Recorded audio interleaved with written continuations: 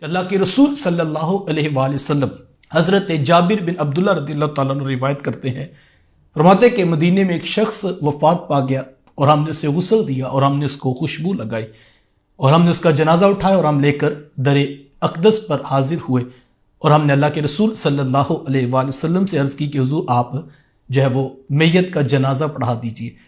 صحابہ کی عادت کریمہ تھی کہ وہ پہلے حضور کی خدمت میں حاضر ہوا کرتے۔ اللہ کے رسول صلی اللہ علیہ وسلم ساتھ چل پڑے تو صحابہ فرماتے ہیں چند قدم حضور چلے تھے کہ محبوب علیہ السلام رک گئے اور حضور نے پوچھا کہ کیا کوئی مرنے والے پر قرض باقی تو نہیں ہے؟ تو صحابہ نے بتایا کہ حضور اس کے اوپر قرض باقی ہے۔ تو حضور میں کہ پھر تم جنازہ ادا کر لو، میں جنازہ نہیں ادا کروں۔ اتنی بات ارشاد فرما کے حضور واپس پلٹ کے حضرت ابو قتادہ رضی اللہ تعالی عنہ وہ بھی مجمع میں موجود تھے تو ان کو سخت پریشانی ہوئی کہ چند پیسوں کی وجہ سے یہ اتنی بڑی سعادت سے محروم ہو رہا ہے، تو انہوں نے بڑھ کر آگے صحابہ سے کہا کہ اس شخص کا قرض میں ادا کروں گا۔ وہ کتنا قرض تھا؟ 2 درہم۔ حضرت ابو قتادہ رضی اللہ تعالیٰ عنہ نے ذمہ داری لے لی۔ صحابہ پھر حضور کی خدمت میں آئے اور عرض کی کہ حضور ابو قتادہ نے کہا ہے کہ وہ یہ قرض ادا کر دیں گے، لہٰذا کرم فرمائیے آپ خود آ کر جنازہ پڑھا دیجیے۔ حضور میں ابو قتادہ کو میرے پاس بلاؤ۔ وہ حاضر خدمت ہوئے تو حضور میں ابو قتادہ یہ قرض تم ادا کرو گے؟ عرض کی حضور میں ادا کروں۔ حضور میں پورا پورا ادا کرو گے؟ عرض کی حضور پورا پورا ادا کروں۔ پھر فرمایا کہ ابو قتادہ کیا قرض خواہ یہ قرض تم سے اب طلب کرے گا؟ میت کے ذمے اب کوئی قرض نہیں ہے، میت بری ذمہ ہے۔ انہوں نے کہا جی حضور وہ قرض میرے سے مانگے گا اور میں ہی ادا کروں گا۔ آقا کریم علیہ السلام تشریف فرما ہوئے اور حضور علیہ السلام جلوہ فراز ہوئے اور آقا کریم علیہ السلام نے جنازہ پڑھا دیا۔ جنازہ کی تدفین مکمل ہوئی، صحابہ اٹھ کے گھروں کو چلے گئے۔ صبح حضرت ابو قتادہ رضی اللہ تعالیٰ عنہ اللہ کے رسول صلی اللہ علیہ وسلم کی خدمت میں حاضر ہوئے۔ جیسے ہی ملاقات ہوئی تو حضور نے فوراً پوچھ لیا ابو قتادہ وہ کل والے قرض کا کیا بنا؟ تو عرض کی حضور وہ کل ہی تو وفات ہوئی ہے، یعنی ابھی 1 دن تو محبوب گزرا ہے، تو مطلب یہ تھا کہ میں ادا کر دوں گا۔ لیکن حضور نے فوراً پوچھا کہ ابو قتادہ وہ کل والے قرض کا کیا بنا؟ تو حضرت ابو قتادہ رضی اللہ تعالیٰ عنہ بات سمجھ گئے، فوراً واپس چلے گئے، جا کر اس شخص کو قرض ادا کیا جو 2 درہم کا قرض تھا۔ وہ ادا کر لینے کے بعد پھر حضور سے ملاقات ہوئی تو حضور کے لبوں پہ وہی دوبارہ سوال، کہا ابو قتادہ وہ کل والے قرض کا کیا بنا؟ عرض کی حضور میں نے ادا کر دیا۔ فرمایا سارا ادا کر دیا؟ میں سارا ادا کر دی۔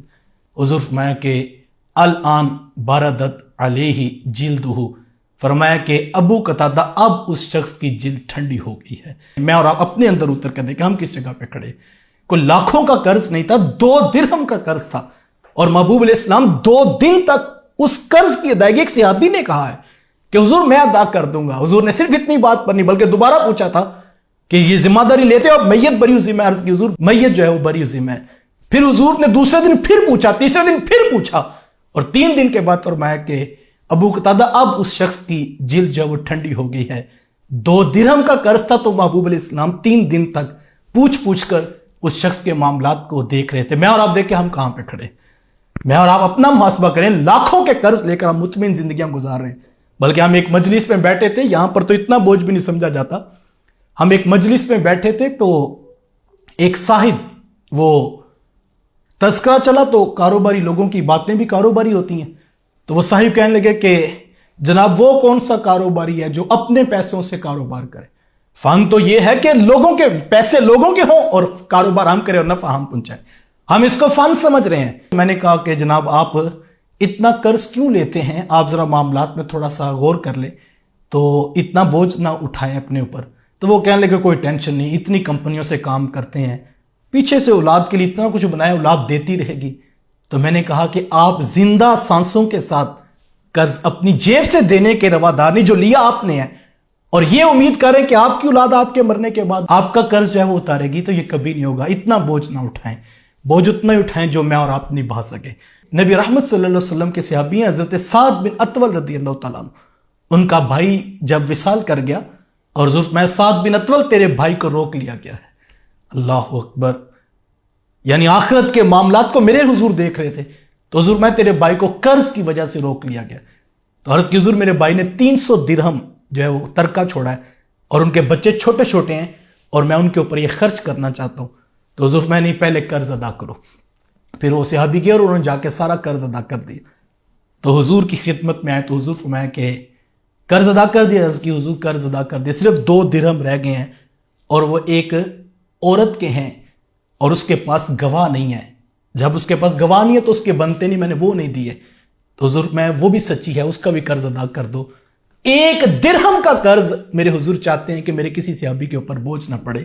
اور اللہ کے رسول صلی اللہ علیہ وسلم خود جو ہے وہ 1 درہم کے اوپر امت کو پیغام دے رہے ہیں. یہ پیغام امت کے لیے باتیں تھیں، لیکن ہم دیکھیں ہم کس جگہ پہ اوپر کھڑے ہیں.